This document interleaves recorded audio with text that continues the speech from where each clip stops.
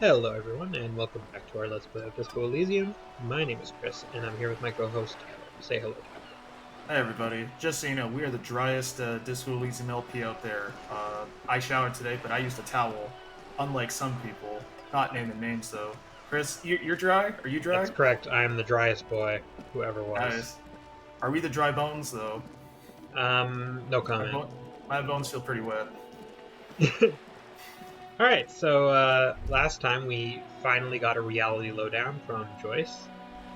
And today we're gonna try and actually do the thing that we were here to do, which is inspect the murder scene. Yeah, we're going to face full life consequences. Just an ordinary war. Nothing to see here. 17% chance on the wall. Hey, Cindy has rubbed off on us. We got that buff. There you go. I seem to recall that we have previously tried that check, and we had a bonus in the evening for some reason, so we might give that another try later once it's later in the day. We have to be back over this way anyway because we're going to be going to talk to the guy in the apartment at 9 p.m. So that might be a good opportunity for that. Yeah, I want to paint Guernica and then paint the phrase "War is cool" right over top of it. See, it's layered because I'm repeating my own work. Who's this guy? Who are you? Oh, this woman. I apologize. A good one. Yes? Hello? Who are you? Who are you? Why are you reading Volume 4 of School Zone No, Girls? I'm just a working class woman. She doesn't really want to be disturbed that much. If she's such a working class woman, why isn't she working? Thanks, Logic. It's her day off, idiot. Like, this is suspicious reasoning at its best. Well, do you want to... what are you doing? Technically, you're shoplifting if you're reading a book and not buying it. True. Looking for something to read. Good. It is. It is. Leave. You don't want to tell her you're a cop? Okay. Why the fuck? That's a weird conversation. Hi, nice book. I'm a cop. Hi, nice book. I'm a cop, by the way. It's like It's like how a child talks. Cops love telling people they're cops. They do. Alright, before we go check the body, though, there's something in the bookstore I believe we wanted to... yes, a special book. Alright. We're back here. And we're gonna go look at the Himbo of Hjelmdall. Yes. The display rack is brimming with worn paperbacks featuring an extremely muscular, sword-wielding barbarian on the cover. Nearly all the titles contain the word Hjelmdall somewhere. Right, so we wanted to maybe retry this pain threshold check, or try it for the first time, I don't remember. Yeah, okay, why is it a pain threshold check? Like, are these books that gaudy and trash that we cringe when we look at it? Maybe. I mean, there's only one way to find out, is to try and make the check, right? There's a pain where it's like, why am I not more attracted to the Hjelmdall, man from Hjelmdall? Sorry, I just realized I just did a whole Frankenstein's monster thing, where his name isn't Hjelmdall, he's the man from Hjelmdall. Man's name is Adam. Well, shall we try it? Yeah, let's do it. Nothing of interest. Only silence and the cosmic background pain radiation. Alright, well, no dice. Although, one thing we can do now that we actually have money is we can actually, buy some of the books that are at this establishment for our A small board mountain games. of colorful board game boxes. There are new. I'm trying to think. So there's the Hjelmdall book, and then upstairs there's also books. There's also maps too, wasn't there? Yes, but we got the I think Several we maps already got have the been- map. The maps look old and faded. There's the map of This large Insolent, map displays but ozone we can't buy disintegrating. that, I In the don't think. northeast, a dust mine stands on the north coast of Caillou. The That's fair. ocean Like, we already have connection, that you have overlook little map idea. of the Perhaps they area. are. Yeah. I just don't know if that map would give us any insight to maybe it would get us into the back rooms. This bookstore Maybe. is not strictly about Right, crime, so there's this romance, medical and book we can get. There Our is... Alan Watts book. The Yeah. plaque on the shelf reads. Oh, the biographies. These are the biographies of famous famous people. people. We never actually looked at this You shelf. see a large variety They're not of famous to names. me. None of Right, let's look which at the ring a shelf. bell. Sure, might as well. Hey, shopkeep, anything of note? Oh, sorry, I thought you meant No. look through the books. No, it's all good. None of these seem important or relevant.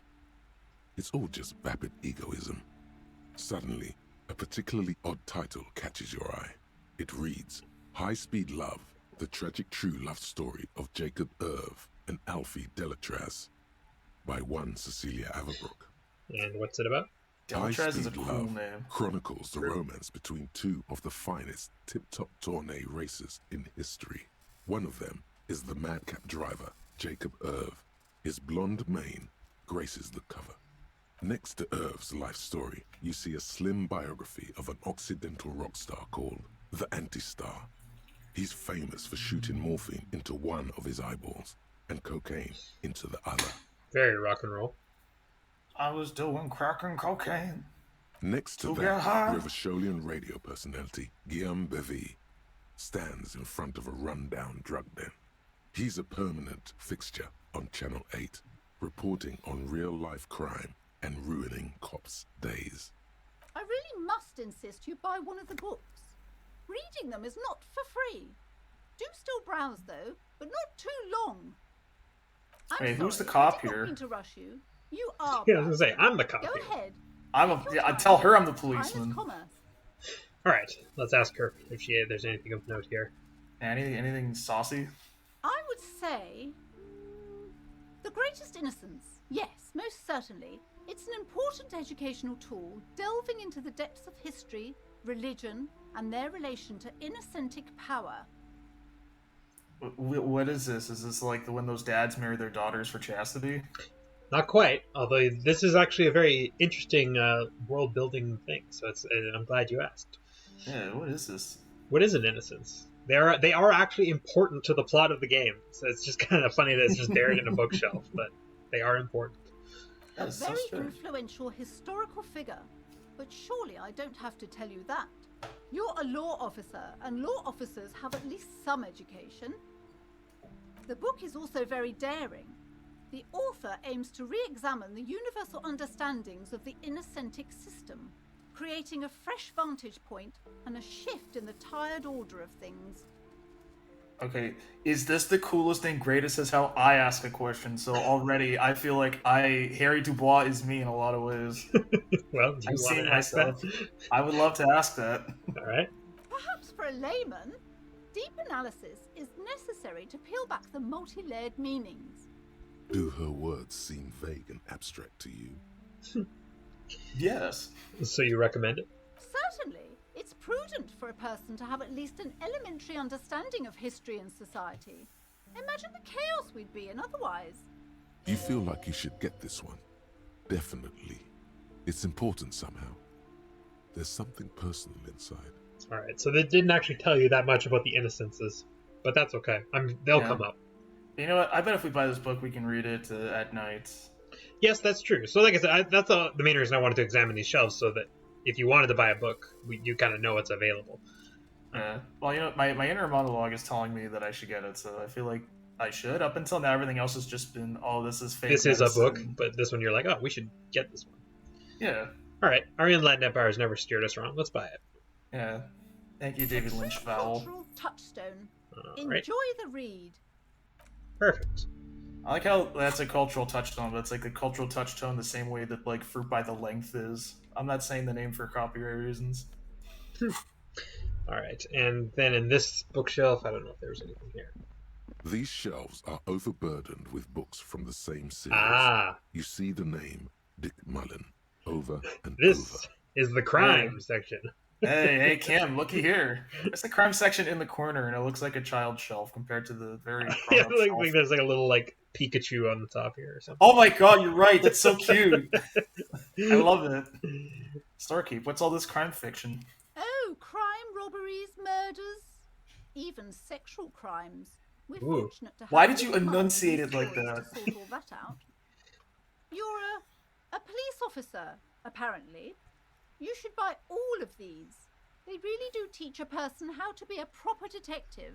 Lady, your daughter said the same thing, and that fixed nothing. I mean, she did give us a cool hat, so there's that. She did, and we're not wearing it to spite her. I mean, I like my hobo cap. And that hobo knife. Yeah, And my hobo gloves. Yeah, and my our hobo bag. drinking problem.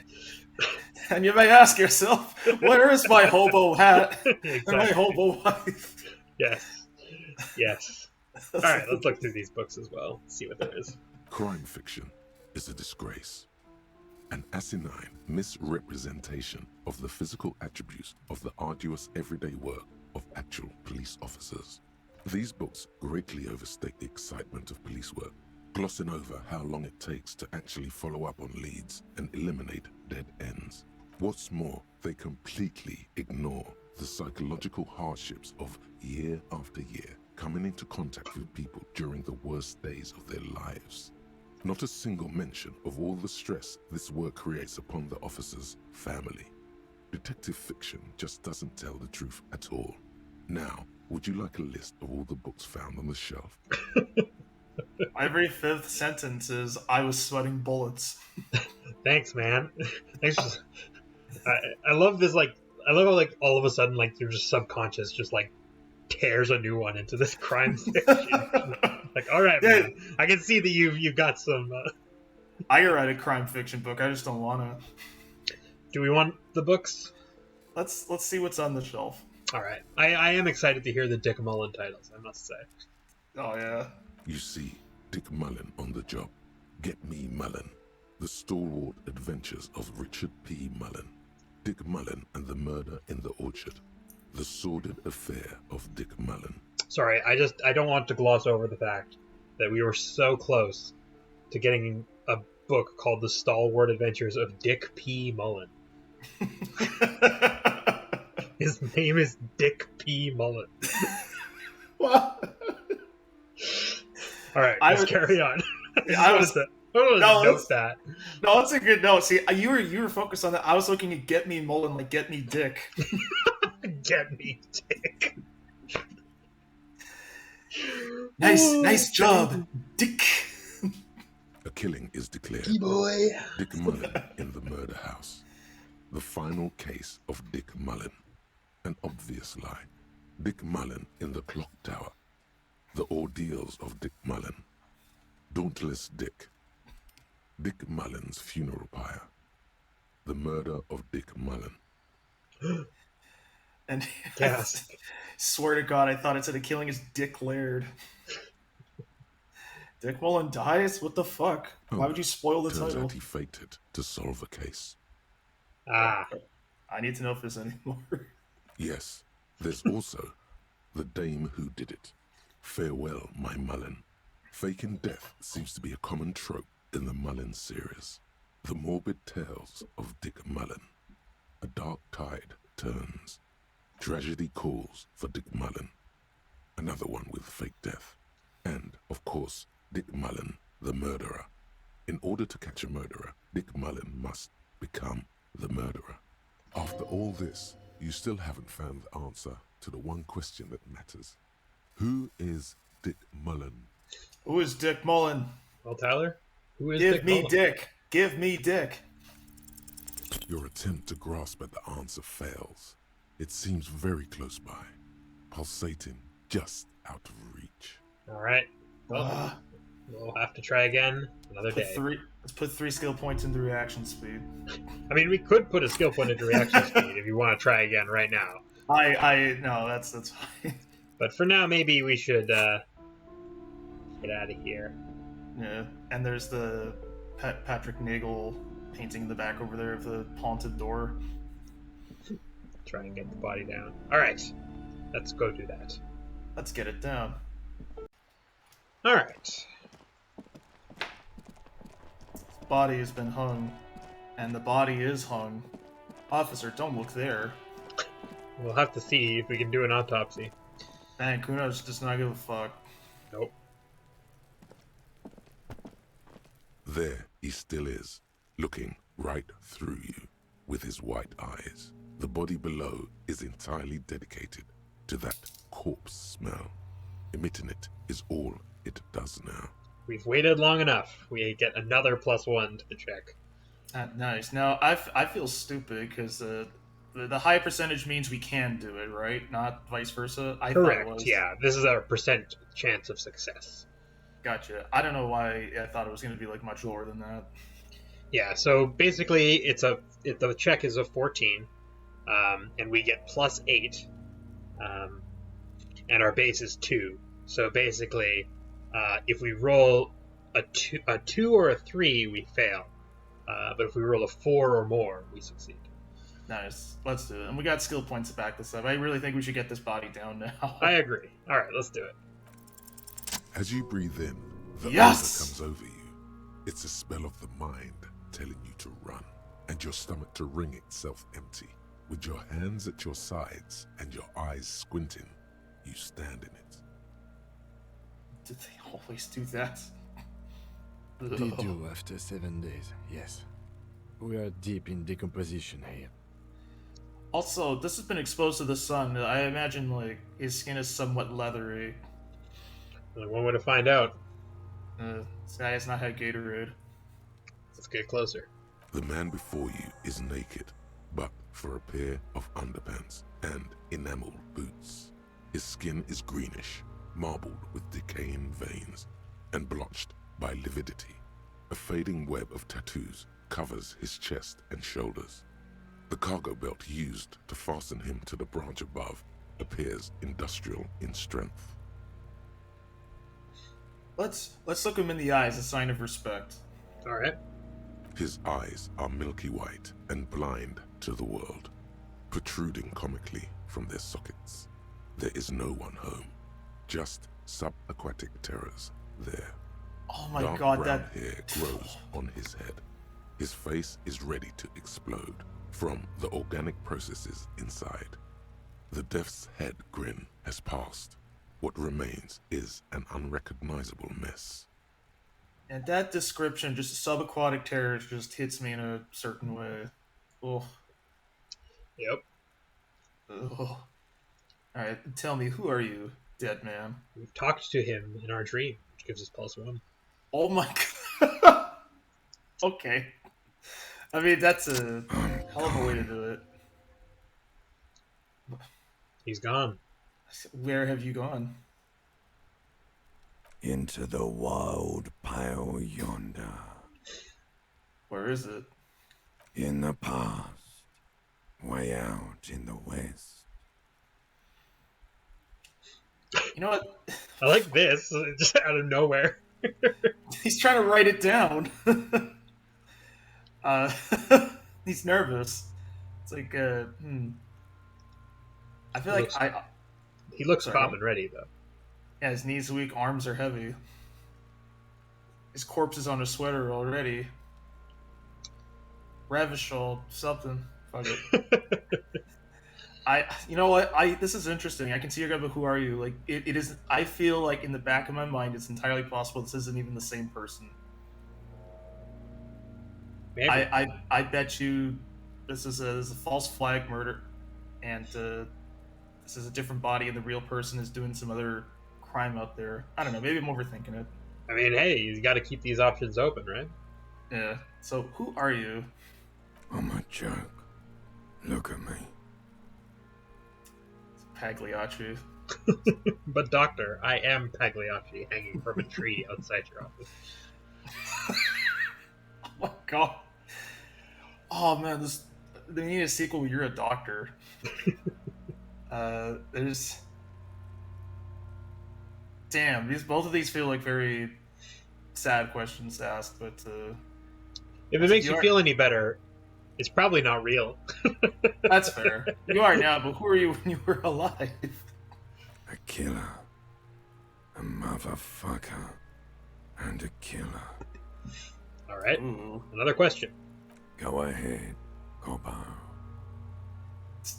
Why can't I get my damn compartment in my ledger open? I don't know. Let's find out. The blue heart. Oh, that's good shit. You'll love it. Just press down and fuck it open like you always do. Sheesh. I thought that was gonna be enunciated completely different. Like, this is like Tim Robinson levels of I think you should leave. Like, I'm picturing him as the corpse now. Oh no. Okay, well, let's keep going. Fucking hard. Copporooni the clown. Okay. Look, you're the sloppy steak here, alright? What is happening? What do you mean? I'm talking to you. It's the power of your imagination. Not as magical as I remember it. No, I'm glad they did not make that frothy liquid bubbling sound audible. Go ahead. Ask me more questions.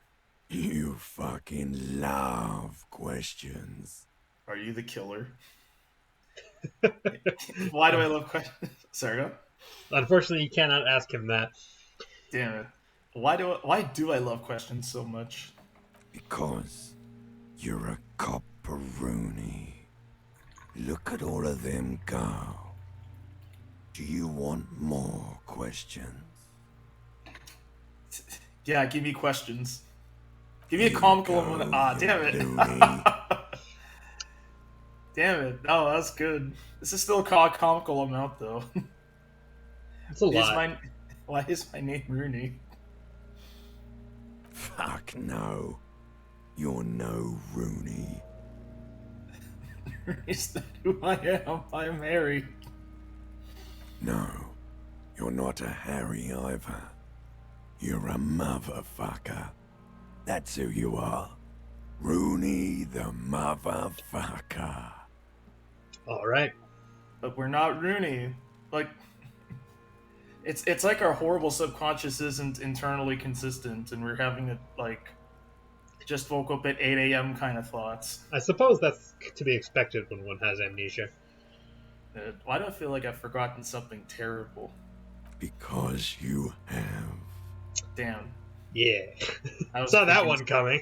That was quick and to the point. Yeah, can we get to the why do I love questions so much? I want to see if we get more questions. All right. Because coming right up. Yes! Roonie. This is getting upbeat now. Who killed you? Love did me in, Revachol. It was love all along. And it's too late for us. Our beat goes on. We missed you so. Scream into my face hole. Can you ask me a question? Sure, Lobo. I can ask you a question. Why are you doing this? What? Looking at my face, motionless, looking into my eyes, standing here. Why are you investigating my murder? It's my first day.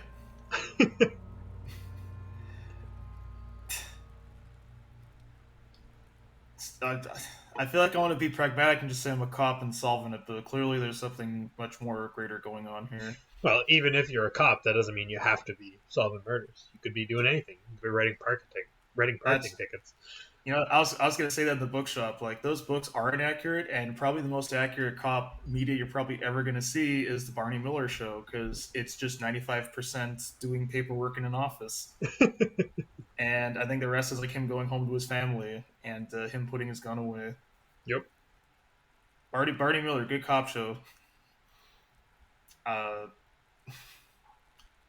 Maybe this will lead to something. Maybe you're my manic pixie hanging corpse. Certainly possible. Let's find out. Something is on its way. Something hidden. It's coming.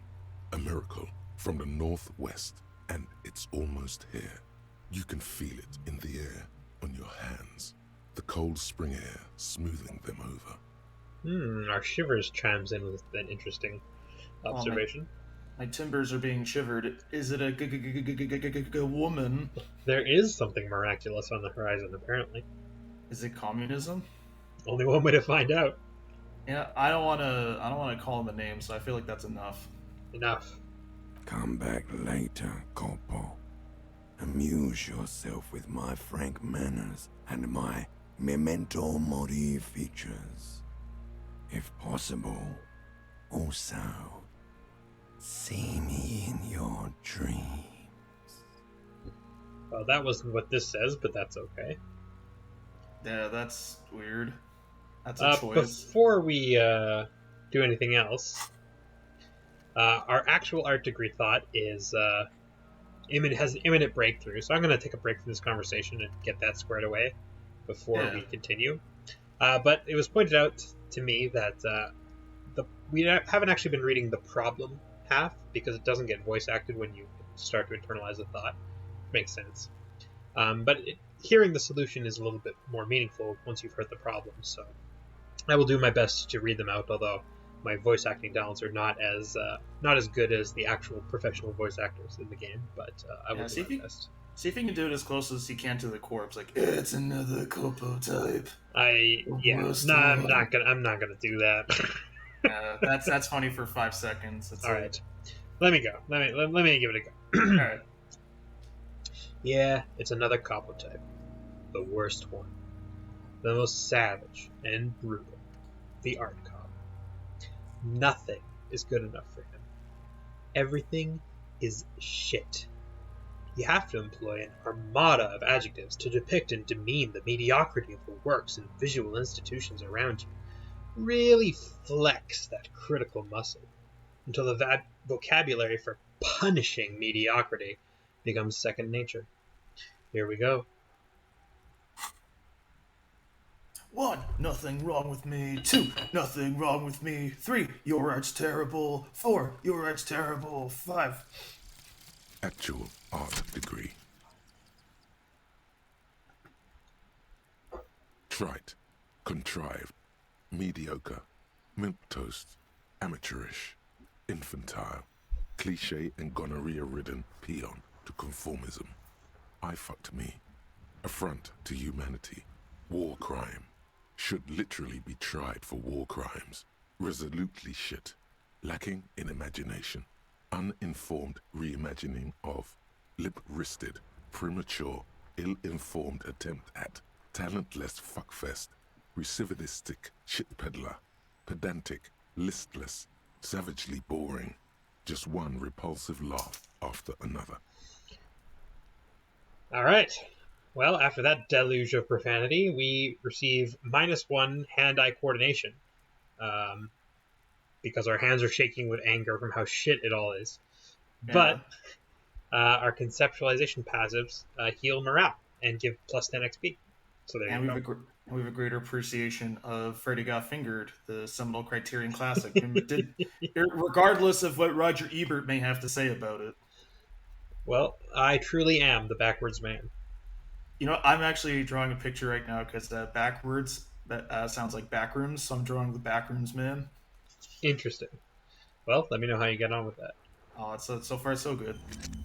It's a perspective, man. All right. Well, shall we continue with our corpse chat? Yeah, let's share our letterboxd review with him. Alrighty.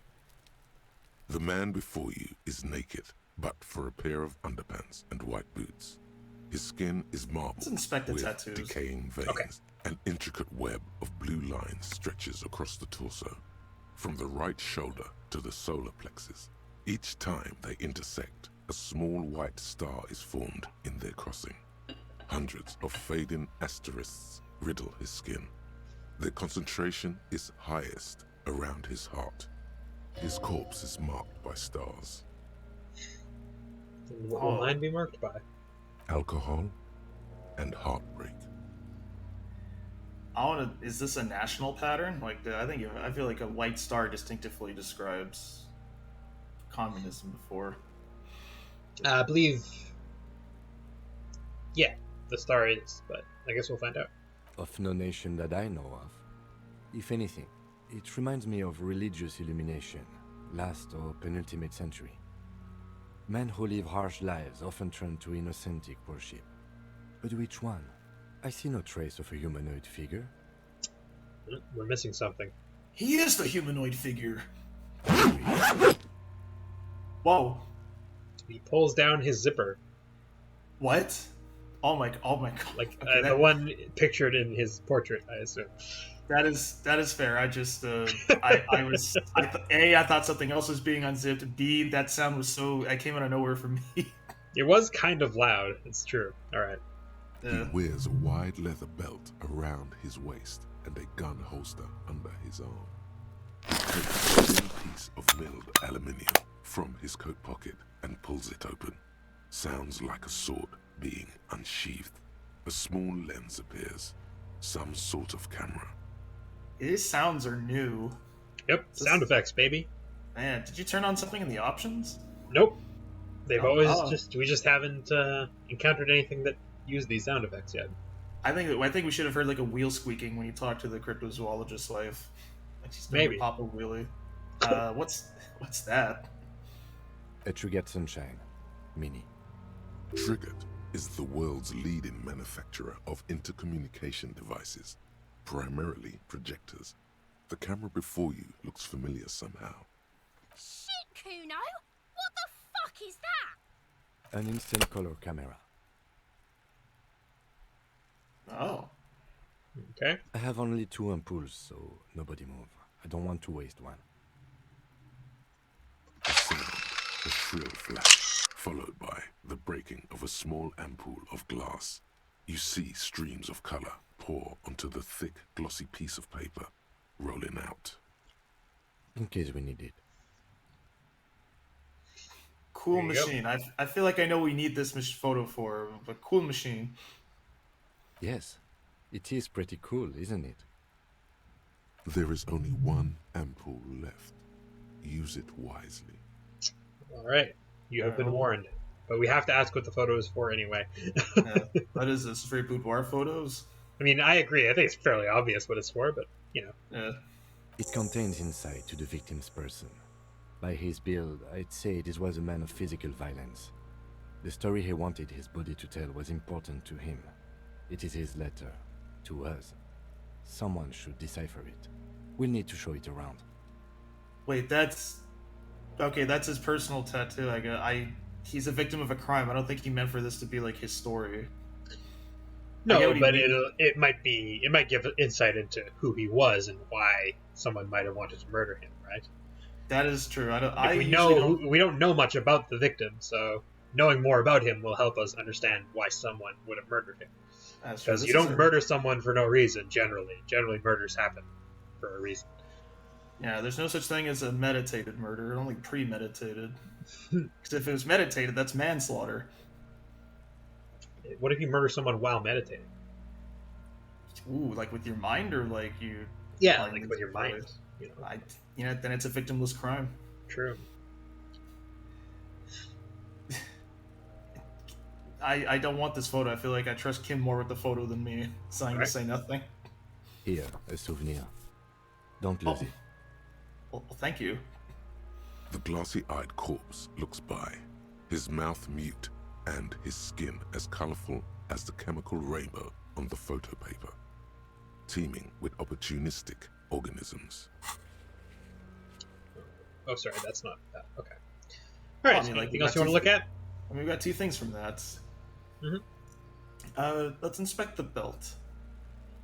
The hangman's knot is pulled tight by the weight of the corpse below. Yellow, hard-edged polyester cuts into his neck. Above, a sliding buckle ties the belt to the branch. This is a steel-reinforced cargo lashing belt, big brother of the regular cargo belt. It's used for tying cargo under 6-rotor airships. Okay, well, don't ask me how I know this, but that's what it's for. Cam, did you know I'm a huge nerd? I just watched those YouTube videos of enthusiasts talking about cargo ships. Yeah, I'm a foamer. I'm not proud of it. That's the way it is. It's the best of us. Airlifting. I thought it was used on lorries for strapping cargo to them. Why would we back down? No. Apparently my brain always tells me things. Sometimes they're true. Usually they're true. I like to think my brain would not lie to me. This secondary entity I live with and not as a part of me. Yeah, it's like my databanks, like sometimes they're faulty, but they're usually pretty reliable. Yeah, what's the name of that green alien on the Flintstones? God Almighty, you're That's a deep cut for me, man. That's that's what I'm picturing. Like whenever like one of our voices pops up, like he's going. Yeah. Apparently this is a reinforced kind.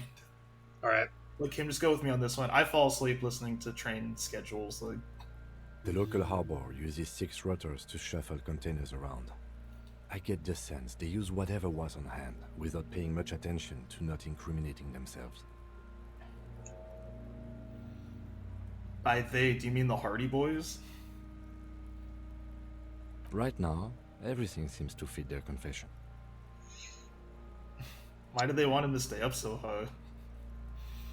high? Which? Sorry, I meant for number 2. Okay, yeah, it's kind of it was kind of like a blend of both. So I was like, okay, yeah, number 2, reinforced with steel wiring. I was afraid it would be. Thin steel wiring, parallel strands. This makes getting him down more problematic than I had assumed. Now, just looking at the tree, I feel like you can just slide the thing off of the branch over there, but that wouldn't mean like a graceful landing, and you might get sick in the process. I was gonna say, it would also mean like getting real close to a corpse. That is true. So, it wouldn't be pleasant, nor necessarily easy. Well, we have Plus, to get it looks like it kind of goes up, so you might have to like lift it up. And that guy doesn't look light. Oh no, we'll give him another 3 days. Maybe he'll lose some weight. He certainly will. How did they even get him up there? I assume they're going to say the ladder, but well, maybe. A noose is one of those things that's easier to use one way around. So, did they climb up? That ladder can't carry a grown man. I didn't see any splintering either, did you? I think they lassoed the branch, then pulled on the belt to close the buckle. Could be. The shape of the branch supports the theory. Alright. seeing this child's ladder next to this body, it symbolizes the loss of innocence. The cadaver hangs from the cargo belt, limbs limp and torso covered. This backyard is a lot like a prison in that it has walls and is somewhat square. Interesting. That is true. You know, Banksy would be proud right now. He's crying. He thought of what your brilliance just shared. Thank you. Let's look at the boots. Maybe his feet are on the ground. Whoops, I left. The man before you. Let's look at the boots. The material appears to be ceramic. Its clean white stands in stark contrast to the decaying flesh above the knee. The man wore thick polymer socks, probably for padding. A fine array of interlocking plates covers them. Delicate and fragile, they feel alien to the world around you, out of place somehow. These are clearly not boots. They're armor, possibly part of a larger set. This is armor he was stripped of. I mean, I guess, yeah, that's the implication, right? That the boots are part of a larger set that he's no longer wearing. Yeah, and if that's the case, I wonder, like, dock workers wouldn't normally wear this, I assume, so why would they decorate them like this? Well, it's also interesting that, like, if this is part of a larger set, it's not here. You know, and it wasn't in the garbage, which we've already been looking for. My part of me would be like, oh, it's under those logs in the corner, but doesn't seem correct either. Well, it probably would have given us the chance to inspect them, I would guess, but we'll see. Although that does give us a lead, though, if we can identify the armor and the boots and just be like, is there an incomplete set anywhere? Let's find out. Yeah. Indeed. Technically speaking, these are sabatons, not boots. And what is it? Ceramic plate. Zirconium dioxide, most likely. This is where the make would be. Where? Under the heel. Fair weather model T500 VE. I'm guessing that's vitreous enamel. This is advanced stuff. Alright. This material looks out of place here. It is. It's expensive. We've requested similar material for our tactical units for years now. The constabularies deemed it too costly. In that time, we've lost 6 men to semi-automatics. Much? For a full set, about 4 years of wages. For the northwest region of Revachol, an officer's average yearly income is 5,500 real, unadjusted for rank. Yeah. Now, I just want to point out that when Kim was talking about being taken down by semi-automatics, like Kuno there was doing a gun motion. Damn, Kuno is cold-hearted. I was gonna say he's stone cold, baby. Man, he's real. My yearly pay is 5,500. What? How do I do this Not too one? much, yes. I thought that said sounds pussy. Like, no. It's enough. It's enough. Let's be modest. The lieutenant nods, wiping his finger on his sleeve. All right. Where's the rest of his cosplay? Piece by piece. He's been out here for 7 days. It would be odd if they didn't. We should keep a lookout for these species. The armor could yield information. This is one thing he might actually know. Maybe he was just wearing these boots and there's no other armor? No, I think he had something precious underneath the clothes. They had to remove the jeans and shirts we found to get to it. And this kind of armor is often worn under fabrics. All right. What if they just wanted to really demean him?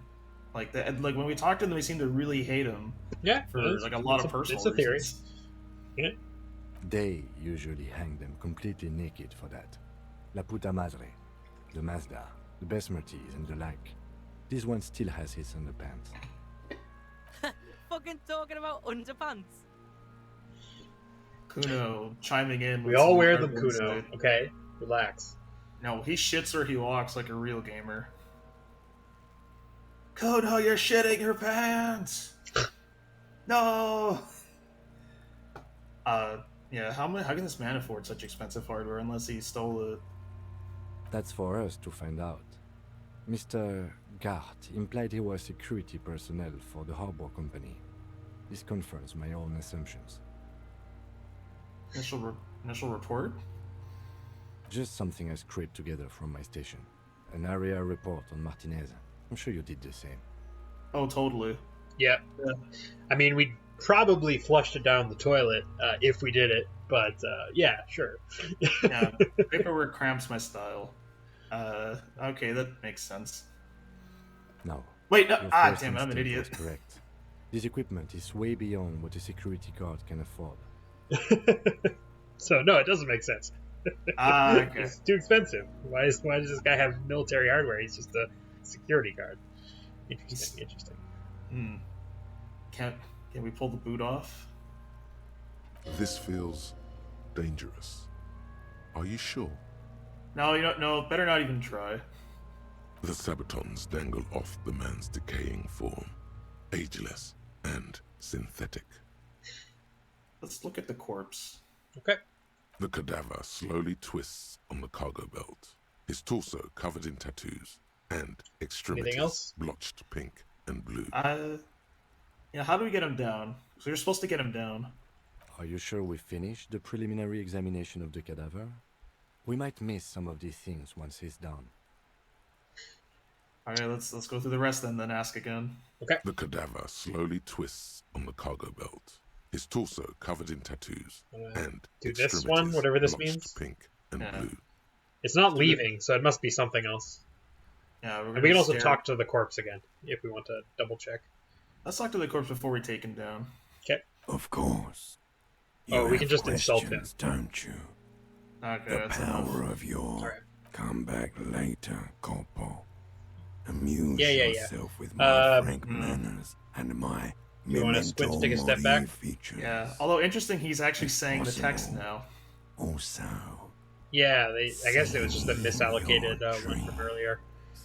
Happens to everybody. All right, Let's go ahead and squint. take a There's a step lot back. of text in this game, so it's easy to understand how that could happen. All right, let's squint.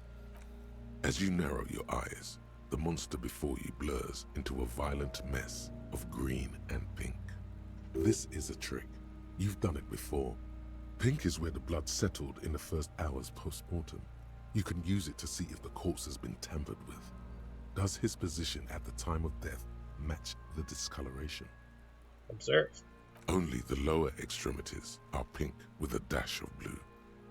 His fatted hands, thighs, and his neck, just above the noose. The rest of the corpse appears dark green in the cold spring air. His face and hands are pink. Thighs, too. I see it.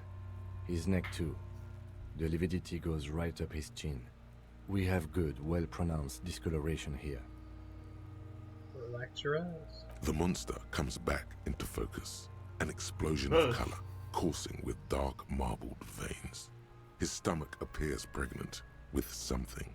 Black liquid streams down his thigh and onto his boot. So, what do you think? Number one is very obvious.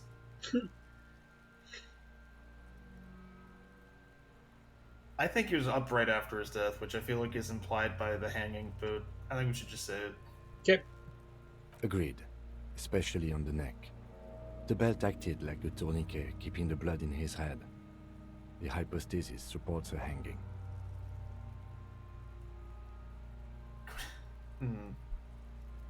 Could it still be he was moved after his death?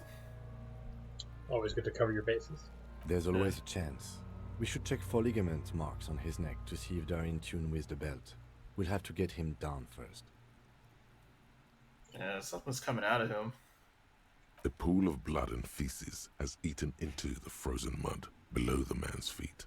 Purge liquid is dripping into it, drop by drop. Oh, purge liquid? Really? Yep. The victim appears to have contained no more than half a kilogram of digestion at the time of death. The fuck he's saying? Talking about shit. That's correct. We were talking about shit. Maybe. We are talking about the contents of his bowels. What is number 3? Just to reassert that we are that. It's just to yell at Cuno, I guess, for the sake of it. I mean, that'd be fun, but maybe he went to the toilet sometime back before death. Maybe. He's beaten up. I do. Most of them are post-mortem. Maybe even all of them. The delinquents have made our jobs harder with their little sport. Stop talking in riddles, coin slot. It means you fucked him up good, Cuno. Fucked him up brutal like. No. I mean, that's pretty much what he meant. They threw rocks at him, and now he's got bruises all over because of all the rocks. That's true. I thought he meant like he fucked him up like Harry here. No. Like, yeah, I owned you, cop. I obstructed justice. Like, cool. I mean, it does own cops when you obstruct justice, to be fair. It also bugs cops when you enact justice. No. Let's back off. All right. The smell is overwhelming. But there is no breath to catch. Only the cadaver filling the air and your nostrils. He slowly rotates before you, decomposing. All right, so anything else? You want to go back in and dive in and investigate some more? Or? I think that's good for now. All right, so we can go with the preliminary examination and try and get him down. But we've been running at this for quite a while, so before we continue with trying to get the corpse down, I think we'll call the episode here. So, if you have been, thanks for watching. And if you know what, if you're a good viewer and have been paying attention, you'll know that we will kill Cuno. He will be dead next episode. There will be 2 nooses. All right. No, there won't. Cuno's just a sad kid. Bye.